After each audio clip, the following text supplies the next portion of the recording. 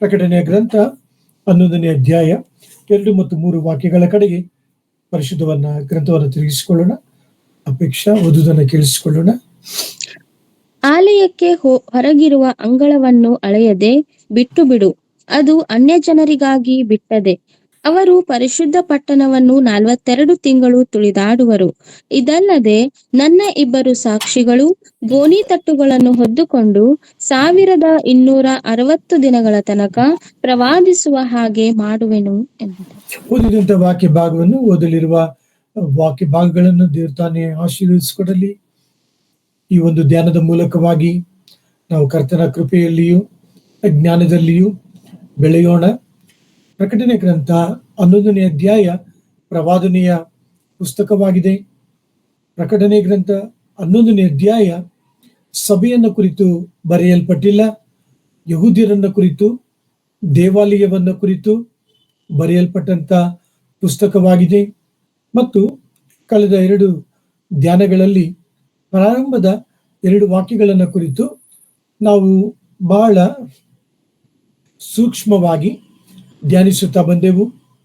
ಆಲಯವನ್ನ ಕುರಿತು ಇಲ್ಲಿ ಕರ್ತನು ಮಾತನಾಡುತ್ತಿದ್ದಾನೆ. ಆ ಆಲಯವನ್ನ ಅಳತೆ ಮಾಡಿ ಎಂಬುದಾಗಿ ತಿಳಿಸುತ್ತಿದ್ದಾನೆ.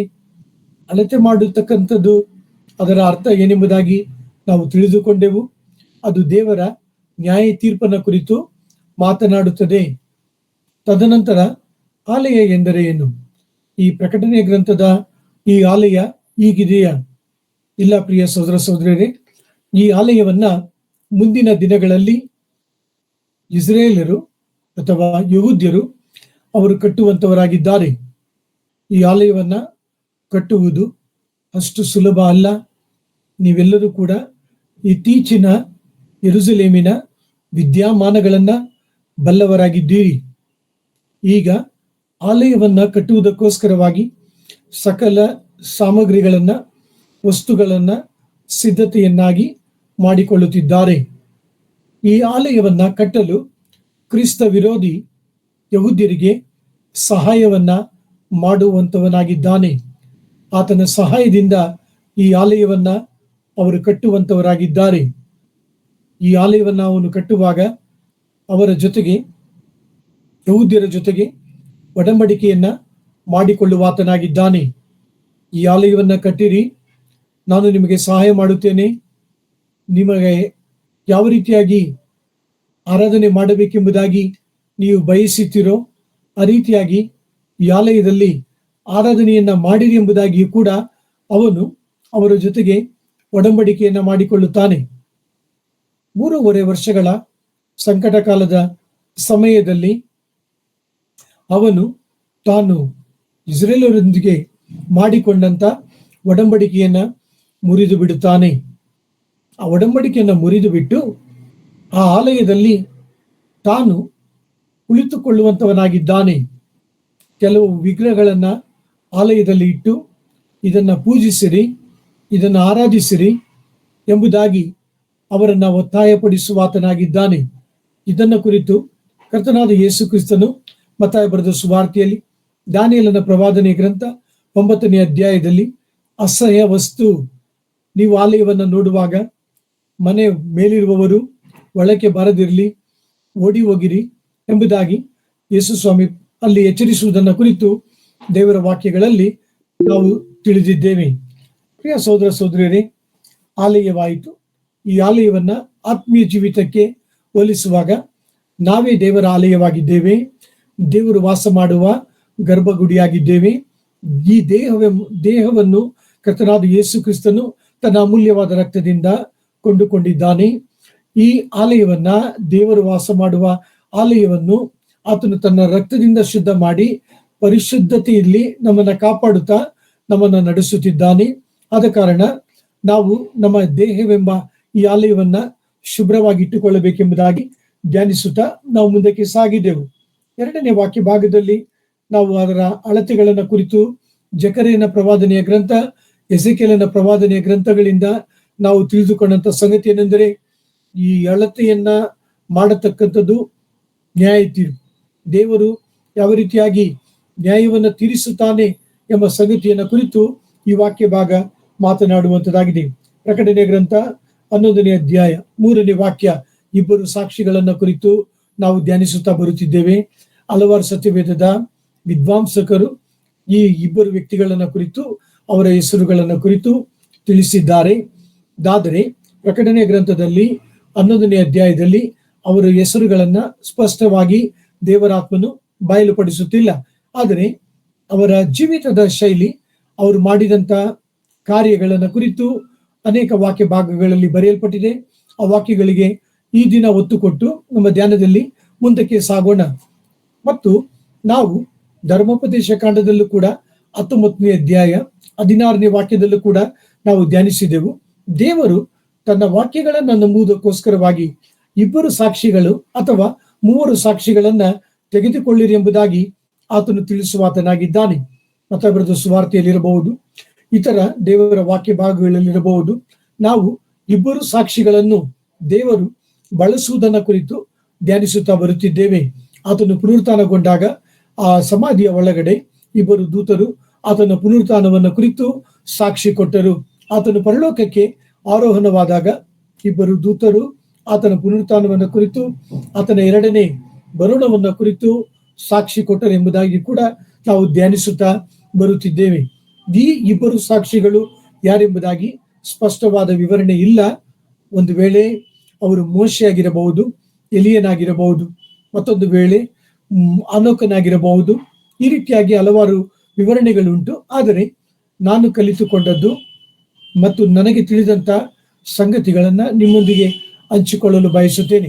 ಮೋಶೆ, ಎಲಿಯ, ಈ ಮತ್ತೊಬ್ಬರದು ಸುವಾರ್ತೆ 17ನೇ ಅಧ್ಯಾಯ 1ರಿಂದ 14 ವಾಕ್ಯಗಳಲ್ಲಿ ಕರ್ತನಾದ ಯೇಸು ಕ್ರಿಸ್ತನ ಜೊತೆಗೆ ಅವರು ಪ್ರತ್ಯಕ್ಷವಾದರು ಎಂಬುದಾಗಿ ನಿಮ್ಮ ಗಮನಕ್ಕೆ ತರಲು ಬಯಸುತ್ತೇನೆ.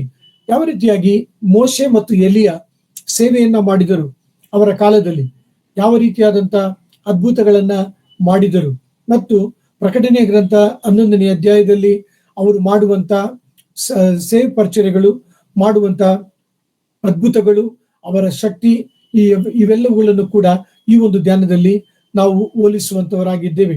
ಪ್ರಿಯರೇ, ಮತ್ತೆ ನಿಮ್ಮನ್ನು ಪ್ರೋತ್ಸಾಹಪಡಿಸುವಾಗಿ ಸಲುವಾಗಿ ನಾನು ನಿಮ್ಮ ಗಮನಕ್ಕೆ ತರುವಂತಹ ಸಂಗತಿ ಏನೆಂದರೆ, ಪ್ರಕಟಣೆಯ ಗ್ರಂಥ 11ನೇ ಅಧ್ಯಾಯದ ಸಮಯದಲ್ಲಿ ಈ ಭೂಮಿ ಮೇಲೆ ದೇವರು ನ್ಯಾಯ ತೀರ್ಪನ್ನ ಬರಮಾಡುವಾಗ ಇಡೀ ಜಗತ್ತು, ಈ ಜಗತ್ತಿನಲ್ಲಿರ್ತಕ್ಕಂಥ ಎಲ್ಲರೂ ಕೂಡ ಸಾಧ್ಯವಾದಷ್ಟು ಮಟ್ಟಿಗೆ, ಸಭೆ ಈ ಲೋಕದಲ್ಲಿ ಇರುವುದಿಲ್ಲ, ಸಭೆ ಎತ್ತಲ್ಪಟ್ಟಿರ್ತದೆ.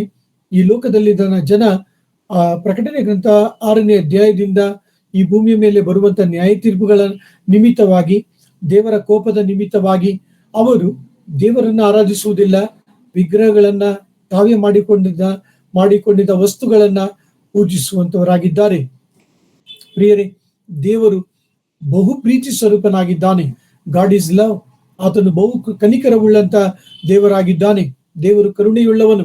ಈ ಪ್ರಕಟಣೆ ಗ್ರಂಥ 11ನೇ ಅಧ್ಯಾಯದಲ್ಲಿ ಯಾಕೆ ತನ್ನ ಇಬ್ಬರು ಸಾಕ್ಷಿಗಳನ್ನ ದೇವರು ಕಳುಹಿಸುತ್ತಾನೆ ಎಂಬುದಾಗಿ ನೋಡುವಾಗ, ಆ ದಿನಗಳಲ್ಲೂ ಕೂಡ ಉಳಿದಿರತಕ್ಕಂಥ ಜನರು, ಯಹೂದ್ಯರು ನಾಶವಾಗಬಾರದು, ನರಕಕ್ಕೆ ಹೋಗಬಾರದು, ದೇವರ ರೌದ್ರಕ್ಕೆ ಸಿಲುಕಬಾರದು, ಹೇಗಾದರೂ ಕೂಡ ಅವರು ರಕ್ಷಣೆ ಹೊಂದಬೇಕೆಂಬುದಾಗಿ ಇಬ್ಬರು ಸಾಕ್ಷಿಗಳನ್ನ ತನ್ನ ಸ್ವಂತ ಜನರ ಬಳಿಗೆ ಆತನು ಕಳುಹಿಸುತ್ತಿದ್ದಾನೆ. ನಾನು ನಿಮ್ಮ ಗಮನಕ್ಕೆ ಆಗಲೇ ತಂದಿದ್ದೇನೆ.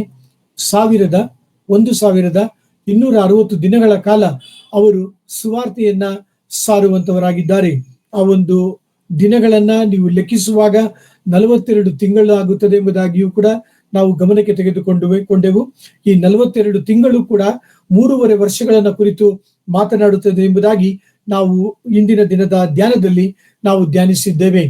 ಪ್ರಿಯ ಸಹೋದರ ಸಹೋದರರೇ, ಮತ್ತೊಂದು ಸಂಗತಿಯನ್ನ ನಿಮ್ಮ ಗಮನಕ್ಕೆ ತರಲು ಬಯಸುತ್ತೇನೆ. ಈ ಇಬ್ಬರು ಸಾಕ್ಷಿಗಳು ಬಹು ಬಲವಾದ ಸಂದೇಶವನ್ನ ಕೊಡುವಂತ ಸಾಕ್ಷಿಗಳಾಗಿದ್ದಾರೆ. ಈ ಲೋಕದಲ್ಲಿ ನೀವು ಯಾರನ್ನಾದ್ರೂ ತೆಗೆದುಕೊಳ್ರಿ, ಇವರು ಚೆನ್ನಾಗಿ ಪ್ರಸಂಗ ಮಾಡುತ್ತಾರೆ, ಇವರ ಸಂದೇಶ ಚೆನ್ನಾಗಿದೆ ಎಂಬುದಾಗಿ ನೀವು ಯಾರನ್ನಾದ್ರೂ ತಿಳಿದುಕೊಳ್ಳಬಹುದು. ಆದರೆ ಈ ಪ್ರಕಟಣೆಯ ಗ್ರಂಥ 11ನೇ ಅಧ್ಯಾಯದಲ್ಲಿ ಪ್ರಸಂಗ ಮಾಡುವಂತ ಈ ಇಬ್ಬರು ಸ್ವಾರ್ಥಿಕರು, ಈ ಇಬ್ಬರು ಕರ್ತನ ಸಾಕ್ಷಿಗಳು, ಇವರು ಸಾಧಾರಣವಾದಂತ ಪ್ರಸಂಗವನ್ನ ಮಾಡುವಂತವರಲ್ಲ. ಇವರ ಒಂದು ಸಂದೇಶ ಬಹು ನಿಖರವಾದದ್ದಾಗಿದೆ. ಇವರ ಸಂದೇಶ ಬೆಂಕಿಯ ಸಂದೇಶವಾಗಿದೆ. ಇವರ ಸಂದೇಶದ ಹಾಗೆ ಇಡೀ ವಿಶ್ವದಲ್ಲಿ, ಇಡೀ ಜಗತ್ತಿನಲ್ಲಿ ಯಾರು ಕೂಡ ಸಂದೇಶವನ್ನ ಕೊಡಲು ಸಾಧ್ಯವೇ ಇಲ್ಲ. ಆ ರೀತಿಯಾಗಿ ಸಂದೇಶವನ್ನ ಕೊಟ್ಟವರು ಯಾರು ಕೂಡ ಇಲ್ಲ. ನಮ್ಮ ಧ್ಯಾನದಲ್ಲಿ ಅದನ್ನು ಕೂಡ ನಾವು ತಿಳಿದುಕೊಳ್ಳುವಂತವರಾಗಿದ್ದೇವೆ. ಅಷ್ಟೊಂದು ಬಹು ಬಲವಾದಂತ ಸಂದೇಶಕರಾಗಿದ್ದಾರೆ. ಉದಾಹರಣೆಗೆ ತೆಗೆದುಕೊಳ್ರಿ, ನಿಮ್ಮ ಸಭೆಯ ಸಭಾಪಾಲಕನನ್ನು ತೆಗೆದುಕೊಳ್ರಿ, ಅಥವಾ ನೀವು ಹೋಗುವಂತ ಸ್ಥಾನಿಕ ಸಭೆಗಳಲ್ಲಿರ್ತಕ್ಕಂಥ ಸಭಾಪಾಲಕನನ್ನ ತೆಗೆದುಕೊಳ್ರಿ. ಅವರು ಸಂದೇಶವನ್ನ ಕೊಡುವಾಗ ಸಭಿಕರನ್ನ ಮೆಚ್ಚುತ್ತಾ ಸಂದೇಶವನ್ನ ಕೊಡುತ್ತಾರೆ. ಯಾಕೆಂದ್ರೆ ಒಂದು ವೇಳೆ ಅವರು ಕಠಿಣವಾದ ಸಂದೇಶವನ್ನ ಕೊಡುವುದಾದರೆ ಸಭೆಯಲ್ಲಿ ಯಾರು ಕೂಡ ಸದಸ್ಯರು ಬರುವುದಿಲ್ಲ, ಎಲ್ಲರೂ ಬೇರೆ ಕಡೆಗೆ ಹೊರಟು ಹೋಗುತ್ತಾರೆ. ಆದ ಕಾರಣ ಬಹು ಭಯ ಪಡುತ್ತಾ ಸಭಿಕರನ್ನ ಮೆಚ್ಚಿಸುತ್ತಾ ಮತ್ತು ಯಾವುದೇ ವಿಧವಾಗಿ ಅವರ ಮನಸ್ಸಿಗೆ ಆಘಾತವನ್ನ ಉಂಟು ಮಾಡದೆ, ನೋವನ್ನ ಉಂಟು ಮಾಡದೆ ಸಂದೇಶವನ್ನ ಕೊಡುವಂತವರಾಗಿದ್ದಾರೆ. ಆದರೆ ಪ್ರಕಟಣೆಯ ಗ್ರಂಥ 11ನೇ ಅಧ್ಯಾಯದಲ್ಲಿ ಮೋಶೆ ಮತ್ತು ಎಲಿಯರ ಸಂದೇಶವನ್ನ ನಾವುಗಳು ಕೇಳುವಾಗ, ಆ ದಿನದ ವ್ಯಕ್ತಿಗಳು ಕೇಳುವಾಗ ಅವರು ಬಹು ಭಯಭೀತರಾಗುವಂತವರಾಗಿದ್ದಾರೆ ಮತ್ತು ಹೆಚ್ಚಾಗಿ ದ್ವೇಷ ಮಾಡುವಂತವರಾಗಿದ್ದಾರೆ. ಈ ಇಬ್ಬರು ಸಾಕ್ಷಿಗಳು ಎಂತವರು? ಇವರು ಸತ್ತರೆ ಚೆನ್ನಾಗಿರುತ್ತದೆ, ಇವರು ನಾಶವಾಗಿ ಹೋದರೆ ಚೆನ್ನಾಗಿರುತ್ತದೆ ಎಂಬುದಾಗಿ ಆ ದಿನಗಳಲ್ಲಿ ಈ ಸಂಕಟ ಕಾಲ, ಮಹಾಸಂಕಟ ಕಾಲದ ಜನರು ಅವರನ್ನ ಕುರಿತು ಚಿಂತನೆ ಮಾಡುವಂತವರಾಗಿದ್ದಾರೆ, ಅವರನ್ನ ಕುರಿತು ನಾಶನವನ್ನ ಬಯಸುವಂತವರಾಗಿದ್ದಾರೆ ಎಂಬ ಸಂಗತಿಯನ್ನ ನಿಮ್ಮ ನೆನಪಿಗೆ ತರುತ್ತಿದ್ದೇನೆ. ಪ್ರಿಯರೇ, ಇದು ನನ್ನದೇ ಆದ ಸಂದೇಶವಲ್ಲ. ಈ ಸಂದೇಶದ ಒಳಗಡೆ ನಾವು ಹಾದು ಹೋಗುವಾಗ, ವಾಕ್ಯಗಳನ್ನ ಓದುವಾಗ ಸ್ಪಷ್ಟವಾಗಿ ನೀವು ಇದನ್ನ ಅರ್ಥ ಮಾಡಿಕೊಳ್ಳುವಂತವರಾಗಿ ಇದ್ದೀರಿ. ಆದ ಕಾರಣ ನಾನು ನಿಮ್ಮನ್ನ ಪ್ರೋತ್ಸಾಹಪಡಿಸುವ ಸಂಗತಿ ಏನೆಂದರೆ, ನೀವು ಸಭೆಗೆ ಹೋಗುವಾಗೆಲ್ಲ ನೀವು ಪ್ರಾರ್ಥನೆ ಮಾಡ್ರಿ. ಏನೆಂಬುದಾಗಿ ಪ್ರಾರ್ಥನೆ ಮಾಡ್ರಿ? ಕರ್ತ ಮಾತನಾಡು, ನಿನ್ನ ದಾಸನು ಕಾದಿರುವನು.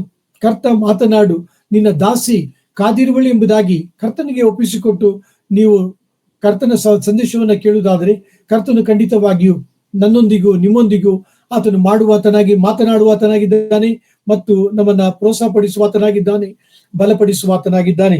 ನಮ್ಮ ಧ್ಯಾನವನ್ನ ಮುಂದಕ್ಕೆ ತೆಗೆದುಕೊಂಡು ಹೋಗುತ್ತಾ ಈ ವ್ಯಕ್ತಿಗಳು ಯಾರು, ಈ ಇಬ್ಬರು ಸಾಕ್ಷಿ ಯಾರು ಒತ್ತುಕೊಡಲು ಬಯಸುತ್ತೇನೆ.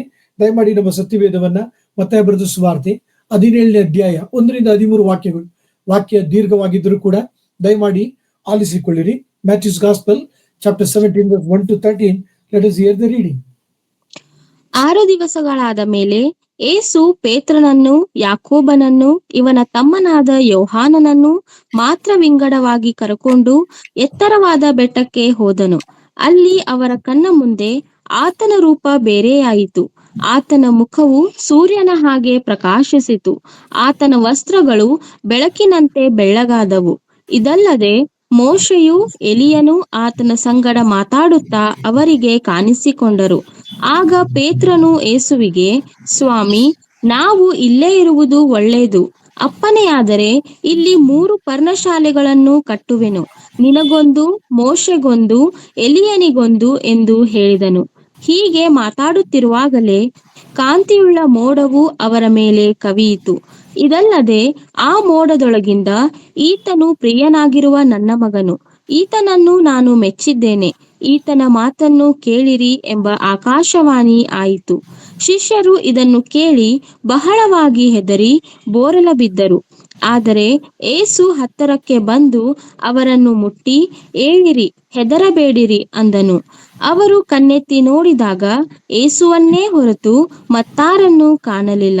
ಅವರು ಆ ಬೆಟ್ಟದಿಂದ ಇಳಿದು ಬರುತ್ತಿರುವಾಗ ಏಸು ಅವರಿಗೆ, ನೀವು ಈಗ ಕಂಡ ದರ್ಶನವನ್ನು ಮನುಷ್ಯಕುಮಾರನು ಸತ್ತು ಜೀವಿತನಾಗಿ ಎಬ್ಬಿಸಲ್ಪಡುವ ತನಕ ಯಾರಿಗೂ ಹೇಳಬೇಡಿರೆಂದು ಖಂಡಿತವಾಗಿ ಹೇಳಿದನು. ಆಗ ಆತನ ಶಿಷ್ಯರು, ಎಲಿಯನು ಮೊದಲು ಬರುವುದು ಅಗತ್ಯವೆಂಬುದಾಗಿ ಶಾಸ್ತ್ರಿಗಳು ಹೇಳುತ್ತಾರಲ್ಲ, ಇದು ಹೇಗೆ ಎಂದು ಆತನನ್ನು ಕೇಳಿದ್ದಕ್ಕೆ ಆತನು, ಎಲಿಯನು ಬರುವುದು ನಿಜ, ಬಂದು ಎಲ್ಲವನ್ನು ತಿರುಗಿ ಸರಿ ಮಾಡುವನು. ಆದರೆ ನಾನು ನಿಮಗೆ ಹೇಳುವುದೇನೆಂದರೆ, ಎಲಿಯನು ಬಂದು ಹೋದನು, ಜನರು ಅವನ ಗುರುತು ಅರಿಯದೆ ತಮ್ಮ ಮನಸ್ಸಿಗೆ ಬಂದಂತೆ ಅವನಿಗೆ ಮಾಡಿದರು. ಅವನಿಗಾದಂತೆ ಮನುಷ್ಯಕುಮಾರನಿಗೆ ಸಹ ಅವರ ಕಡೆಯಿಂದ ಹಿಂಸೆಯಾಗುವುದು ಎಂದು ಉತ್ತರ ಕೊಟ್ಟನು. ಆಗ ಸ್ನಾನಿಕನಾದ ಯೋಹಾನನ ವಿಷಯವಾಗಿ ತಮಗೆ ಈ ಮಾತನ್ನು ಹೇಳಿದನೆಂದು ಶಿಷ್ಯರು ತಿಳುಕೊಂಡರು ಎಂಬುದೇ. ಪ್ರಿಯರೇ, ಗಮನಿಸಿರಿ, ಈ ಒಂದು ಭೇಟಿಯಲ್ಲಿ ಮೋಶೆ ಎಲಿಯನನ್ನ ಕುರಿತು ದೇವರು ತಿಳಿಸುತ್ತಾನೆ. ಮೋಶೆ ಹೇಗೆ ಆತನು ಮರಣವನ್ನ ಹೊಂದಿದನು ನಾವೆಲ್ಲರೂ ಬಲ್ಲವರಾಗಿದ್ದೀವಿ. ಮೋಶೆಯನ್ನ ದೇವರು ಪಿಸ್ಗಾ ಬೆಟ್ಟಕ್ಕೆ ಹತ್ತಲು ಹೇಳಿದನು ಮತ್ತು ತನ್ನ ದೇಹವನ್ನ ಬಿಡಲು ಹೇಳಿದನು. ಮೋಶೆಯ ಶವವನ್ನ ದೇವರು ಸಂಸ್ಕಾರ ಮಾಡಿದನು, ಅಂತ್ಯಕ್ರಿಯೆ ಮಾಡಿದನು. ಅದರ ಪರಿಣಾಮವಾಗಿ ಸೈತಾನನು ದೇವದೂತನ ಜೊತೆಗೆ, ಮಿಕಾಯೇಲನ ಜೊತೆಗೆ ಹೋರಾಡಲು ಬಂದನು. ಯಾಕೆ? ಒಂದು ವೇಳೆ ಆ ಮೋಶೆಯ ದೇಹ ದೊರಕಿರುವುದಾದರೆ ಇಸ್ರೇಲರು ಆತನಿಗೋಸ್ಕರ ಒಂದು ಗುಡಿಯನ್ನ ಕಟ್ಟಿ ಅವನನ್ನ ದೇವರೆಂಬುದಾಗಿ ಪೂಜಿಸುವಂತವರಾಗಿದ್ದರು, ಆರಾಧಿಸುವಂತವರಾಗಿದ್ದರು. ಆದ ಕಾರಣ ಮೋಶೆಯ ದೇಹವನ್ನ ದೇವರು ಮರೆ ಮಾಡಿದನು. ತದನಂತರ ಪ್ರಿಯರೇ, ಎಲಿಯನನ್ನ ಕುರಿತು ನಾವು ನೋಡುವಾಗ ಎರಡನೆಯ ಸಾಕ್ಷಿಯಲ್ಲಿ ಅವನ ಜೀವಿತದಲ್ಲಿ ಇಲ್ಲಿ ಮೋಶೆ ಹಾಗೆ ಎಲಿಯನು ಮರಣವನ್ನ ಹೊಂದಲಿಲ್ಲ. ಎಲಿಯನು ಆತನು ಎತ್ತಲ್ಪಟ್ಟನೆಂಬುದಾಗಿ ನಾವುಗಳು ತಿಳಿದಿದ್ದೇವೆ. ದೇವರ ವಾಕ್ಯ ಸ್ಪಷ್ಟೀಕರಿಸುತ್ತದೆ. ಆದರೆ ಮತ್ತಾಯ ಬರೆದ ಸುವಾರ್ತೆ 17ನೇ ಅಧ್ಯಾಯದಲ್ಲಿ ಮೋಶೆ ಮತ್ತು ಎಲಿಯರನ್ನ ಇಲ್ಲಿ ನಾವು ಕಾಣುವಂತವರಾಗಿದ್ದೇವೆ. ಮೋಶೆ ಧರ್ಮಶಾಸ್ತ್ರಕ್ಕೆ ಆತನು ಹೋಲಿಸಲ್ಪಟ್ಟು ಕಂಡು ಬರುತ್ತಿದ್ದಾನೆ. Is representing the law. ಆದರೆ ಎಲಿಯನು ಪ್ರವಾದಿಗಳನ್ನ ಆತನು ಈಸ್ ರೆಪ್ರೆಸೆಂಟಿಂಗ್, ಆತನು ನೆನಪು ಮಾಡುತ್ತಿದ್ದಾನೆ. ಸೊ ಹಳೆ ಒಡಂಬಡಿಕೆ ಇಬ್ಬರ ಜೀವಿತವನ್ನ ನಾವು ನೋಡುವಾಗ ಮೋಶೆ ಮತ್ತು ಎಲಿಯರು ಇವರಿಗೆ ಯೇಸು ಸ್ವಾಮಿಗೆ ಕಾಣಿಸಿಕೊಳ್ಳುವುದನ್ನ ಕುರಿತು, ಆತನೊಂದಿಗೆ ಮಾತನಾಡುವುದನ್ನ ಕುರಿತು, ಮುಂದಿನ ದಿನಗಳಲ್ಲಿ ಜರುಗುವಂತ ಘಟನಾವಳಿಗಳನ್ನ ವಿವರಿಸುವುದನ್ನ ಕುರಿತು ನೀವು ನಾನು ಈ ವಾಕ್ಯ ಭಾಗದಲ್ಲಿ ಅರ್ಥ ಮಾಡಿಕೊಳ್ಳುತ್ತಿದ್ದೇವೆ. ಪ್ರಕಟಣೆ ಗ್ರಂಥ 11ನೇ ಅಧ್ಯಾಯದಲ್ಲಿ ನಾವುಗಳು ಗಮನಿಸುವಾಗ 3.5 ವರ್ಷಗಳ ಕಾಲ ಇವರು ಸುವಾರ್ತೆಯನ್ನ ಸಾರುವಂತವರಾಗಿದ್ದಾರೆ. ಇವರು ಸುವಾರ್ತೆ ಹೇಗೆ ಸಾರಿರಬಹುದು ಆಗಲೇ ನಿಮ್ಮ ಗಮನಕ್ಕೆ ತಂದಿದ್ದೇನೆ. ಆದರೂ ಕೂಡ ಮತ್ತೊಂದು ವಾಕ್ಯದ ಮೂಲಕ ನಿಮ್ಮ ಗಮನಕ್ಕೆ ತರಲು ಬಯಸುತ್ತೇನೆ. 2 Kings chapter 1. Let us turn our Bibles to 2 Kings, 2 ಅರಸುಗಳ ಗ್ರಂಥ 1ನೇ ಅಧ್ಯಾಯ. ದಯಮಾಡಿ ಓದುವುದನ್ನು ಕೇಳಿಸಿಕೊಳ್ಳೋಣ. I will share the reference. 2 Kings 2 ಅರಸುಗಳು 1ನೇ ಅಧ್ಯಾಯ. ಓದುವುದನ್ನು ಕೇಳಿಸಿಕೊಳ್ಳೋಣ. 3ನೇ ವಾಕ್ಯ, 3 ಮತ್ತು 4 ವಾಕ್ಯಗಳು. ಆಗ ಯೆಹೋವನ ದೂತನು ತಿಷ್ಬಿಯನಾದ ಎಲಿಯನಿಗೆ, ನೀನು ಹೋಗಿ ಸಮಾರ್ಯದ ಅರಸನ ಸೇವಕರನ್ನು ಎದುರುಗೊಂಡು ಅವರಿಗೆ, ನೀವು ಎಕ್ರೋನಿನ ದೇವರಾದ ಬಾಳ್ವೆಬೋಬನನ್ನು ವಿಚಾರಿಸುವುದಕ್ಕೆ ಹೋಗುವುದೇನು? ಇಸ್ರಾಯೇಲರಲ್ಲಿ ದೇವರಿಲ್ಲವೋ? ಅಹಜ್ಯನು ತಾನು ಹತ್ತಿದ ಮಂಚದಿಂದಿಳಿಯದೆ ಸಾಯಲೇಬೇಕು ಎಂಬುದಾಗಿ ಯೆಹೋವನು ಅನ್ನುತ್ತಾನೆ ಎಂದು ಹೇಳು ಎಂದು ಆಜ್ಞಾಪಿಸಿದನು. ಎಲಿಯನು ಹಾಗೆಯೇ ಮಾಡಿದನು ಎಂಬುದು. ನೀವು ಗಮನಿಸುವುದಾದರೆ ಎಲಿಯನು ದೇವದೂತನಿಂದ ಹೊಂದಿದಂತಹ ಸಂದೇಶವನ್ನ ಈ ಅಹಾಜ್ಯನ ಸೇವಕರನ್ನ ಆತನು ಭೇಟಿಯಾಗುತ್ತಾನೆ. ಅವರು ಎಕ್ರೋನಿಗೆ ಪ್ರಯಾಣ ಮಾಡುತ್ತಿದ್ದಾರೆ. ಆ ಪ್ರಯಾಣ ಮಾಡುವಾಗ ಅವರನ್ನ ಪ್ರಯಾಣ ಮಧ್ಯದಲ್ಲಿ ತಡೆದು ಎಲಿಯನು ಕೊಡುವಂತ ಸಂದೇಶವನ್ನ ಕೇಳಿರಿ. ಅಹಾಜ್ಯನು ಏನೆಂಬುದಾಗಿ ತಿಳಿದುಕೊಂಡಿದ್ದಾನೆ. ಇಸ್ರೇಲಿನಲ್ಲಿ ದೇವರಿಲ್ಲವೋ? ಅವನು ಹತ್ತಿದ ಮಂಚದಿಂದ ಇಳಿಯದೆ ಸಾಯಲೇಬೇಕೆಂಬುದಾಗಿ ಅವನಿಗೆ ಹೇಳಿದೆ ಎಂಬುದಾಗಿ ಸೇವಕರನ್ನ ಪುನಃ ಕಳುಹಿಸುತ್ತಾನೆ. ಆದ ಕಾರಣ ನಾನು ಆಗಲೇ ನಿಮಗೆ ಹೇಳಿದೆ, ಎಲಿಯನ ಹಾಗೆ ಸಂದೇಶವನ್ನ ಕೊಡುವಂತ ವ್ಯಕ್ತಿ ಈ ದಿನದ ಸಭಾಪಾಲಕರಲ್ಲಿ ಯಾರು ಕೂಡ ಇಲ್ಲ. ಮುಂದಿನ ದಿನಗಳಲ್ಲಿ ಪ್ರಕಟಣೆಯ ಗ್ರಂಥದಲ್ಲಿ ಅವರ ಸಂದೇಶ ಹೇಗಿರ್ತದೆ ಅಂದ್ರೆ ಈ ರೀತಿಯಾಗಿ ಬಹು ನೇರವಾಗಿಯೂ ಸ್ಪಷ್ಟವಾಗಿಯೂ ನಿಖರವಾಗಿಯೂ ಇರುವಂತದ್ದಾಗಿದೆ. ನೀವು ನಾನು ಈ ರೀತಿಯಾದ ಸಂದೇಶವನ್ನ ಕೊಡಲು ಸಾಧ್ಯವಿಲ್ಲ.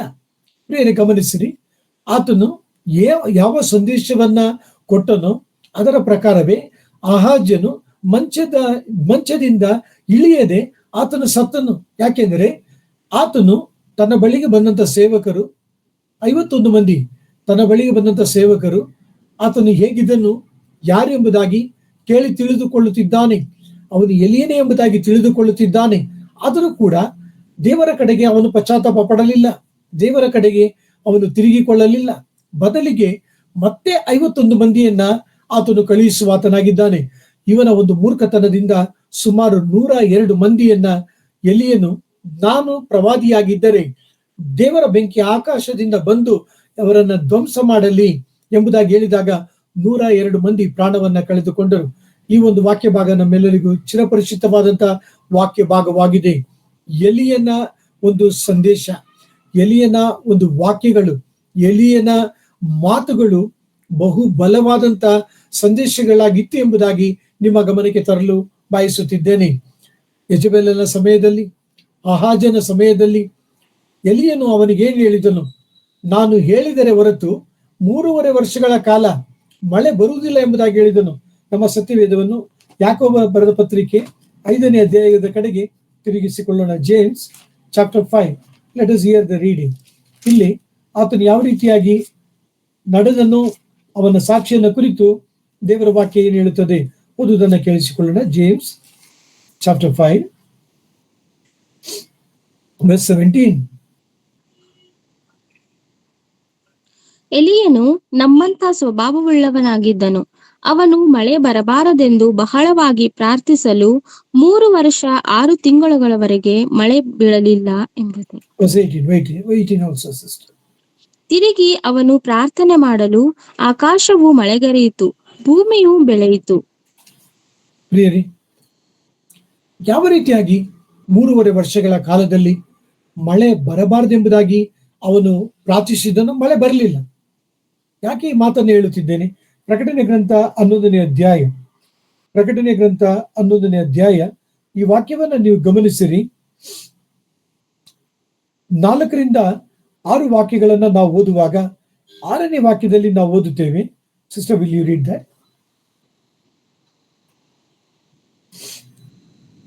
4ರಿಂದ verse 6 ಸಿಸ್ಟರ್. ಇವರಿಗೆ ಯಾವನಾದರೂ ಕೇಡನ್ನು ಉಂಟು ಮಾಡಬೇಕೆಂದಿದ್ದರೆ ಅವನಿಗೆ ಈ ರೀತಿಯಾಗಿ ಕೊಲೆಯಾಗಬೇಕು.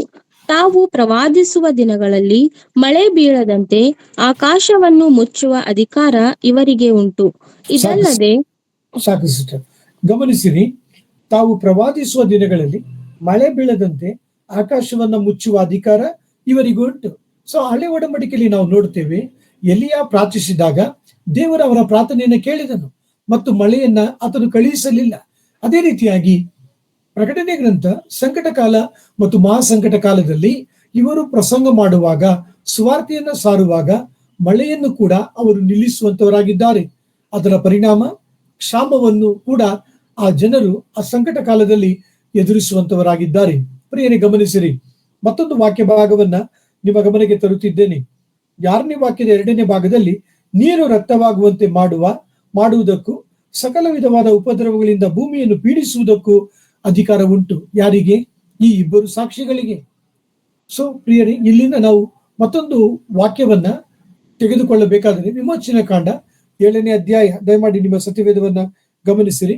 17ನೇ ವಾಕ್ಯ, Exodus chapter 7 verse 17. Also Exodus chapter 7 verse 19 to 20. Let us hear the reading. ಆದುದರಿಂದ ಯೆಹೋವನು ಮತ್ತೆ ಹೇಳುವುದೇನೆಂದರೆ, ನೀನು ನನ್ನನ್ನು ಯೆಹೋವನೆಂದು ತಿಳಿದುಕೊಳ್ಳುವುದಕ್ಕಾಗಿ ನನ್ನ ಸೇವಕನ ಕೈಯಲ್ಲಿರುವ ಕೋಲಿನಿಂದ ನೈಲ್ ನದಿಯ ನೀರನ್ನು ಹೊಡಿಸುವೆನು, ಆಗ ಅದು ರಕ್ತವಾಗುವುದು. 19ನೇ ವಚನ. ಯೆಹೋವನು ಮೋಶೆಯ ಸಂಗಡ ಮಾತಾಡಿ, ನೀನು ಆರೋನನಿಗೆ ನಿನ್ನ ಕೋಲನ್ನು ತೆಗೆದುಕೊಂಡು ಐಗುಪ್ತ ದೇಶದಲ್ಲಿರುವ ಹೊಳೆ, ಕಾಲುವೆ, ಕೆರೆ, ಕೊಳ ಮೊದಲಾದ ನೀರಿರುವ ಎಲ್ಲಾ ಸ್ಥಳಗಳ ಮೇಲೆ ಅದನ್ನು ಚಾಚು ಎಂದು ಹೇಳಬೇಕು. ಅವನು ಚಾಚುವಾಗ ಆ ನೀರೆಲ್ಲ ರಕ್ತವಾಗುವುದು. ಐಗುಪ್ತ ದೇಶದಲ್ಲೆಲ್ಲ ಮರದ ಪಾತ್ರೆಗಳಲ್ಲಿಯೂ ಕಲ್ಲಿನ ಪಾತ್ರೆಗಳಲ್ಲಿಯೂ ಇರುವ ನೀರು ರಕ್ತವಾಗುವುದು ಅಂದನು. ಮೋಶೆ ಆರೋನರು ಯೆಹೋವನು ತಮಗೆ ಆಜ್ಞಾಪಿಸಿದಂತೆಯೇ ಮಾಡಿದರು. ಆರೋನರು ಫರೋಹನ ಮತ್ತು ಅವನ ಪರಿವಾರದ ಮುಂದೆ ಕೋಲನ್ನು ಎತ್ತಿ ನದಿಯಲ್ಲಿರುವ ನೀರನ್ನು ಹೊಡೆಯಲು ಅದೆಲ್ಲ ರಕ್ತವಾಯಿತು ಎಂಬುದು. ಪ್ರಿಯರೇ, ಈ ಒಂದು ಹಳೆ ಒಡಂಬಡಿಕೆಯಲ್ಲಿ ಎಲಿಯ ಮತ್ತು ಮೋಶೆ ಯಾವ ರೀತಿಯಾಗಿ ಅದ್ಭುತಗಳನ್ನ ಮಾಡಿದರೋ, ಸೂಚಕ ಕಾರ್ಯಗಳನ್ನ ಮಾಡಿದರೋ, ನೀರನ್ನು ರಕ್ತವಾಗುವಂತೆ ಮಾಡಿದರೋ, ಮಳೆ ಬಾರದಂತೆ ತಡೆದರೋ, ಮೋಶೆಯ ವಿಮೋಚನಾ ಕಾಂಡದಲ್ಲಿ ನಾವು ಓದಿದ್ದೆವು, ನಾನಾ ವಿಧವಾದಂತಹ ಕಾಯಿಲೆಗಳು ಉಪದ್ರವಗಳನ್ನ ಅವರು ಬರಮಾಡಿದರೋ, ಅದೇ ರೀತಿಯಾಗಿ ಪ್ರಕಟಣೆಯ ಗ್ರಂಥ 11ನೇ ಅಧ್ಯಾಯದಲ್ಲಿ 1260 ದಿನಗಳಲ್ಲಿ ಅವರು ಪ್ರಸಂಗ ಮಾಡುವಾಗ ಇದೇ ರೀತಿಯಾದಂತ ಮಹಾ ಕಾರ್ಯಗಳನ್ನ ದೇವರ ಪಕ್ಷವಾಗಿ ಮಾಡುವಂತವರಾಗಿದ್ದಾರೆ. ಪ್ರಿಯರೇ, ಇದರ ಅರ್ಥವೇನು? ಆ ಜನರನ್ನ ತೊಂದರೆ ಪಡಿಸುವುದಕ್ಕಾಗಿ ಅಲ್ಲ, ಪೀಡಿಸುವುದಕ್ಕಾಗಿ ಅಲ್ಲ.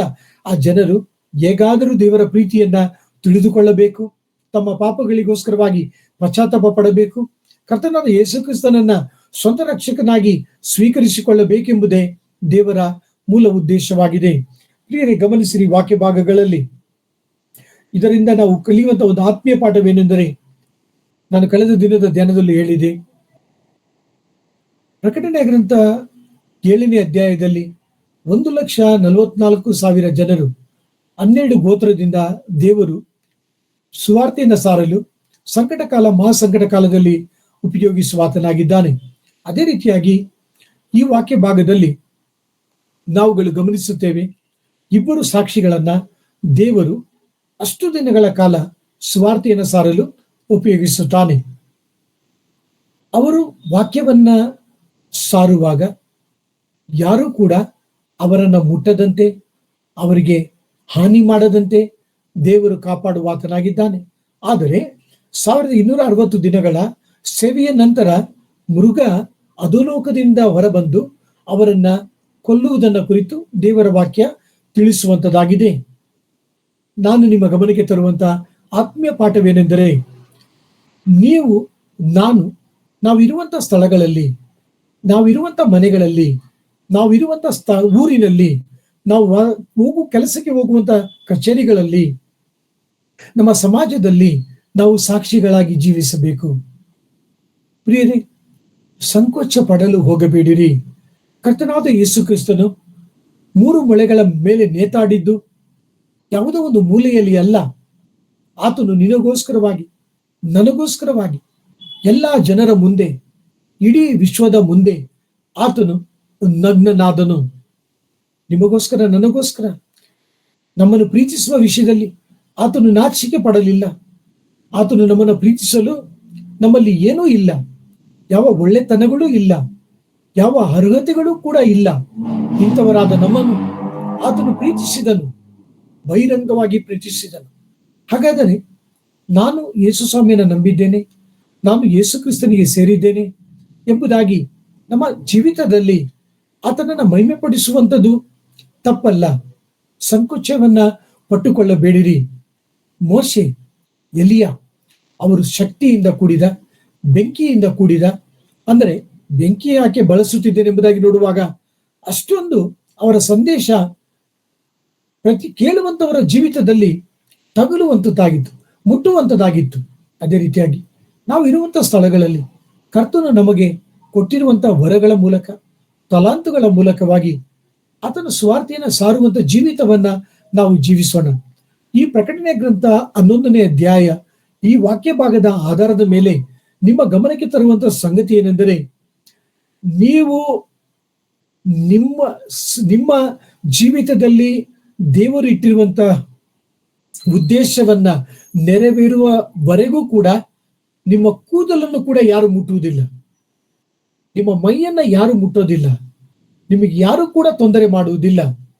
ಈ ವಾಕ್ಯವನ್ನ ನಂಬಿರಿ. ನನ್ನ ಈ ಮಾತುಗಳನ್ನ ನಂಬಿ ಪ್ರಿಯ ಸಹೋದರ ಸಹೋದರಿಯರೇ, ನಿಮ್ಮನ್ನು ನನ್ನನ್ನು ದೇವರು ಕಾಪಾಡುತ್ತಾನೆ.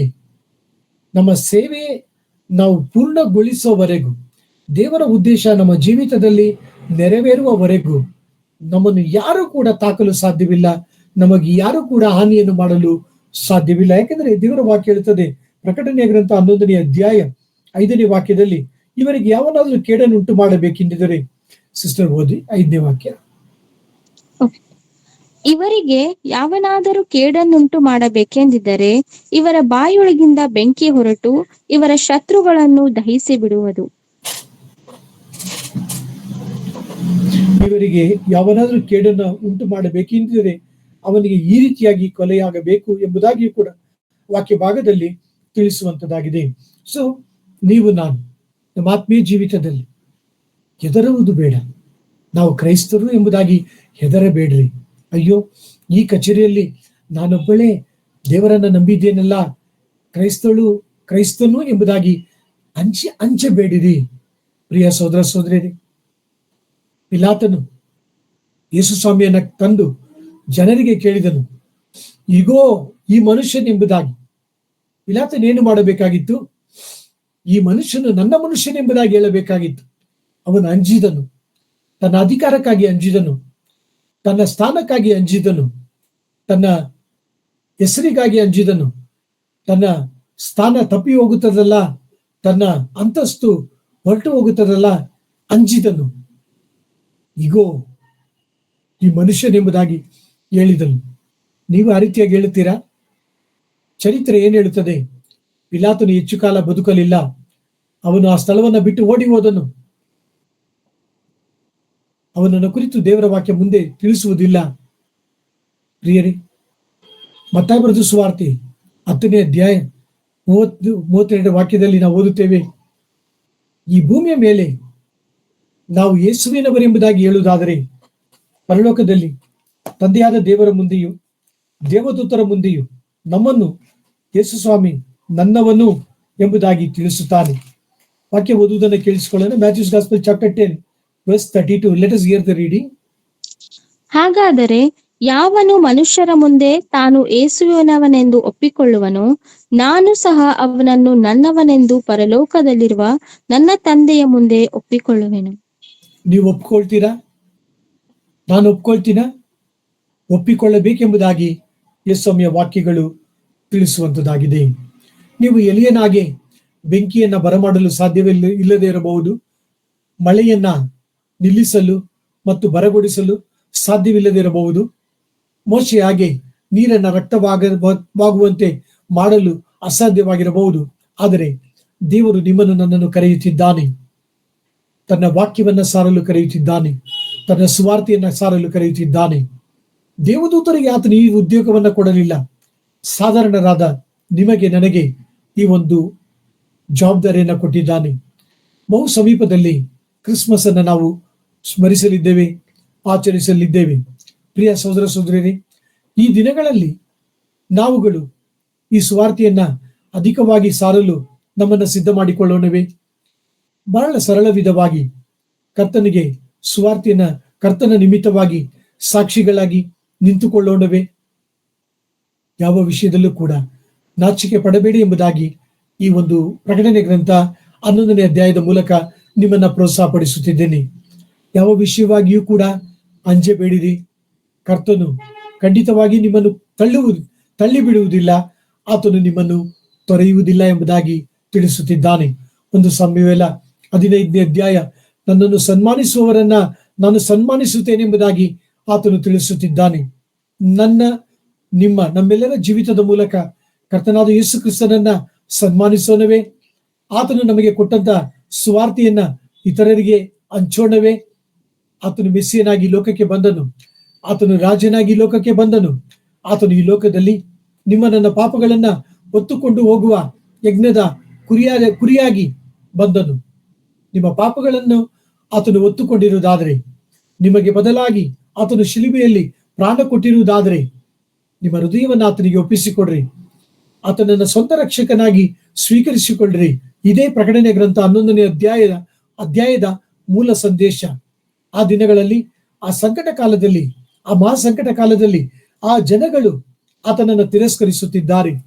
ಮೆಸ್ಸಿಯ ಬೇಡ ಎಂಬುದಾಗಿ ಹೇಳುತ್ತಿದ್ದಾರೆ, ರಕ್ಷಕ ಬೇಡ ಎಂಬುದಾಗಿ ಹೇಳುತ್ತಿದ್ದಾರೆ. ಅವರ ನಡವಳಿಕೆಯನ್ನ ಗಮನಿಸಿರಿ. ಪ್ರಕಟಣೆ ಗ್ರಂಥ 11ನೇ ಅಧ್ಯಾಯ 7ನೇ ವಾಕ್ಯ ಓದುವುದನ್ನು ಕೇಳಿಸಿಕೊಳ್ಳೋಣ.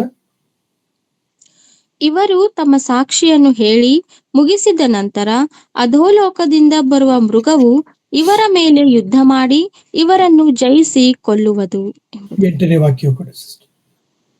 ಈ ಸಾಕ್ಷಿಗಳ ಶವಗಳು ಮಹಾಪಟ್ಟಣದ ಬೀದಿಯಲ್ಲಿ ಬಿದ್ದಿರುವವು.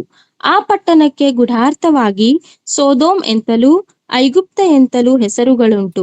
ಇವರ ಒಡೆಯನೂ ಸಹ ಅಲ್ಲಿಯೇ ಶಿಲುಬೆಗೆ ಹಾಕಲ್ಪಟ್ಟನು ಎಂಬುದು. ಪ್ರಿಯರೇ, ಗಮನಿಸಿರಿ. ಮೊದಲನೇದಾಗಿ ಮಹಾಪಟ್ಟಣ. ಈ ಮಹಾಪಟ್ಟಣದ ಹೆಸರನ್ನ ಕುರಿತು ದೇವರ ವಾಕ್ಯ ತಿಳಿಸ್ತದೆ. ಸೋದೋಮ್ ಎಂತಲೂ ಗೂಢಾರ್ಥವಾಗಿ ಐಗುಪ್ತ ಎಂತಲೂ ಹೆಸರುಗಳುಂಟು. ಮತ್ತೊಂದು ಸಂಗತಿಯನ್ನು ಗಮನಿಸಿರಿ, ಇವರ ಒಡೆಯನು ಸಹ ಅಲ್ಲಿಯೇ ಶಿಲುಬೆಗೆ ಹಾಕಲ್ಪಟ್ಟನು. ಓ ಪ್ರಿಯ ಸಹೋದರ ಸಹೋದರಿಯರೇ, ಆದಿಕಾಂಡದಲ್ಲಿ ತಿಳಿಸಲ್ಪಟ್ಟಂತ ಈ ಒಂದು ಸ್ಥಳ ಮೋರಿಯ ಬೆಟ್ಟ. ಈ ಮೋರಿಯ ಬೆಟ್ಟದಲ್ಲಿ ಅಬ್ರಾಮನು ಇಸಾಕನನ್ನ ಬಲಿಯಾಗಿ ಸಮರ್ಪಿಸಿದನು. ಹೌದು, ಈ ಮೋರಿಯ ಬೆಟ್ಟದಲ್ಲಿ ಸೊಲೊಮೋನನು ದೇವಾಲಯವನ್ನ ಕಟ್ಟಿದನು. ಈ ಮೋರಿಯ ಬೆಟ್ಟದಲ್ಲಿ ಕರ್ತನಾದ ಯೇಸು ಕ್ರಿಸ್ತನು ಶಿಲುಬೆ ಮೇಲೆ ತನ್ನ ಪ್ರಾಣವನ್ನ ಕೊಟ್ಟನು. ಈ ಮಹಾಪಟ್ಟಣದ ಹೆಸರು ಯೆರೂಸಲೇಮ್ ಆಗಿದೆ. ಈ ಮಹಾಪಟ್ಟಣದ ಹೆಸರು ಸಮಾಧಾನದ ಪಟ್ಟಣ ಎಂಬುದಾಗಿದೆ. ಈ ಮಹಾಪಟ್ಟಣ ಕರ್ತನಾದ ಯೇಸು ಕ್ರಿಸ್ತನಿಗೆ ಸೇರಿದಂತ ಪಟ್ಟಣವಾಗಿದೆ. ಆದರೆ ಯಾಕೆ ಈ ಮಹಾಪಟ್ಟಣವನ್ನ ಕುರಿತು ದೇವರ ವಾಕ್ಯ ತಿಳಿಸುತ್ತದೆ ಸೋದೋಮ್ ಮತ್ತು ಐಗುಪ್ತ ಎಂಬುದಾಗಿ? ಸೋದೋಮ್ ಯಾವುದಕ್ಕೆ ಸಾದೃಶ್ಯವಾಗಿದೆ ಪ್ರಿಯರೇ? ಆದಿಕಾಂಡದಲ್ಲಿ ನಾವು ಓದುತ್ತೇವೆ, ಈ ಜನರು ಸ್ವಭಾವಕ್ಕೆ ವಿರುದ್ಧವಾದ ಲೈಂಗಿಕ ಕೃತ್ಯಗಳನ್ನ ಅವರು ಮಾಡಿದ್ದಾರೆ ಎಂಬುದಾಗಿ ಲೋಟನನ್ನ ಅವರು ಸಂಧಿಸುವಾಗ ನೀವು ನಾನು ತಿಳಿದುಕೊಳ್ಳುವಂತವರಾಗಿದ್ದೇವೆ.